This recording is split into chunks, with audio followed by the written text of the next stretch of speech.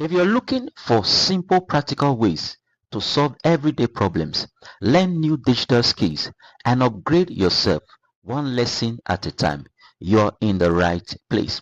On this channel, I break things down step by step so anyone can understand and apply them, whether it's tech skills, productivity hack, online tools, or skill building tutorials. Skill Hub is here to help you grow. If you find this video helpful, please like and share. It really encourages me to keep creating more videos like this. And don't forget to subscribe so you never miss a new skill. Welcome to the community. Welcome to Skill Hub. Let's dive into our tutorial for today. In this video, I'll show you how to record your screen with OBS. If you find this guide useful, then please consider subscribing.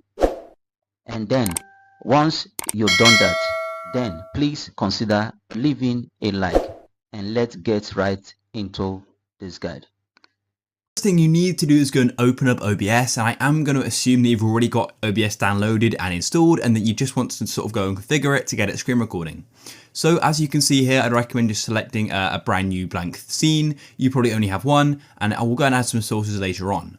But the first thing we need to do is come to the bottom right and go and tap on settings just like this. Then for general, you don't really need to change that. Go over to the left hand side and tap on output. You don't need to look into stream because that's for live streaming, and come into here. Then what I recommend doing is selecting the output mode to be simple, because the advanced mode it isn't really needed, and if you're just sort of doing basic screen recording, simple is going to be fine. Then come down to recording, because this top part is for live streaming, and firstly you need to go and choose a recording path, and this is essentially where the file is going to be saved. So yeah, I have it saved into my screen recording folder. You can choose whatever you want it to be.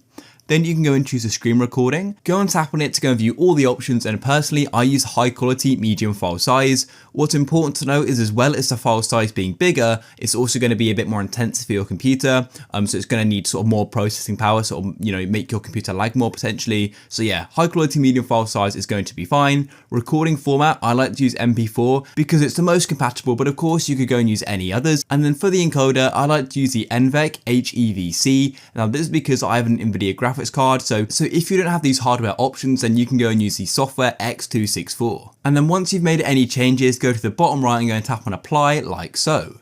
Then come to audio, because this is quite important. Firstly, make sure you've got your desktop audio set to default or the output you use. Personally, I use the speakers, Realtek R Audio. And then you can come down to the mic and make sure you go and set the correct mic. That's really important because otherwise you won't be heard. And then go and tap apply in the bottom right. You can add more mics if you want, but honestly, these two ones are the main things. Then come down to video, and now this is quite important.